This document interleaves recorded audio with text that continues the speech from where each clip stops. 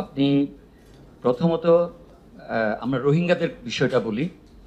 আমি নিজে যেহেতু আমার বাড়ি কক্সবাজারে, আমরা জানি এটার ভিতরে একজন না, শুধু রোহিঙ্গা জড়িত না, অনেকে জড়িত আছে।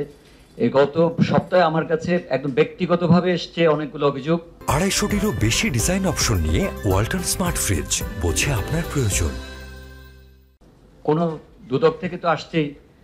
আমরা এটার জন্য স্পেশালি আমরা অফিসার অ্যাপয়েন্ট করেছি এবং এটা সরেজমিনে গিয়ে এখানে কোনো ধরনের আমাদের অফিসিয়াল কোনো জনপ্রতিনিধি কেউ জড়িত ছিল কিনা, যদি জড়িত থাকে আমরা তাদের বিরুদ্ধে ব্যবস্থা নিব। 1 নাম্বার, আপনার দুদক থেকে যেটা আসছে সেটা নিয়ে কাজ করছে কি, তদন্ত কমিটি করা হয়েছে। এটা তদন্ত আপনারা অচিরেই পাবেন, আমরা পাবলিশ করে দেব। তথ্য নিয়ে যেতে হতো, তার মানে আপনি ওই এলাকার সবাইকে আপনি রোহিঙ্গা ধরে ফেললেন। আমরা এসে যেটা করেছি এটা আলাদা করে দিয়েছি। যে ছেলেটার মেট্রিকের সার্টিফিকেট আছে বা যার বাবা মার আইডি আছে তাদেরকে কিচ্ছু লাগবে না, তারা এটা গিয়ে গেলেই এনআইডি পেয়ে যাচ্ছে। আবার খ ক্যাটাগরি এবং গ ক্যাটাগরি কোনোভাবেই যাতে রোহিঙ্গারা ভোটার না হতে পারে সেভাবেই করে দিয়েছি। সুতরাং আমরা সেবাটা সহজও করছি, আবার যাতে এনআইডি নিয়ে যে কেউ প্রতারণা করতে না পারে সেটাও আমরা দেখছি। পরশু দেখবেন আমরা সাভারে 2 জনকে ধরেছি, রোহিঙ্গা ধরা পড়ে গেছে, ওরা ভোটার হতে আসছিল।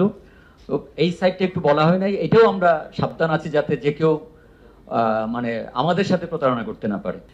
আর আপনি যেটা বলেছেন যে ওই অথরাইজ করা যায় কিনা উপজেলা, এটা আমরা গত মিটিংয়ে সিদ্ধান্ত নিয়ে এটা বাস্তবায়ন হয়ে গেছে। ওনারা আর উপজেলা থেকে আসতে হবে না, এখানে এটা ডিসেন্ট্রালাইজ হয়ে গেছে। এই যে আমরা মিটিং করছি এগুলা রেজাল্ট কিন্তু এটাতে আসছে। আমরা 10টা অঞ্চল করে ফেলতে পারলে এরকম সবগুলা, আসলে যেগুলো আপনারা বলছেন এটা আপনাদেরকে ধন্যবাদ, আপনারা যে এই পয়েন্ট আউট করছেন। এবং আমরা এই গত মিটিংয়ে বসে কিন্তু এটা পাওয়াতে আমরা কিন্তু অলরেডি এটা তাদেরকে অ্যাডভাইস দিয়ে দিয়েছি যে তাদের অথরিটি দিয়ে দেওয়া আছে।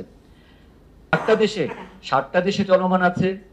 আপনার আমি 20 তারিখে মালয়েশিয়া যাওয়ার কথা ছিল, মালয়েশিয়াটা উদ্বোধন হওয়ার কথা ছিল এবং আমরা এটা খুব দ্রুত শুরু করে ফেলবো। বার্মিংহামে আমাদের একটা, ইউকেতে আরেকটা শুরু হচ্ছে, আরো 3টা কানাডাতে এবং অস্ট্রেলিয়াতে, যেখানে আমাদের প্রবাসীরা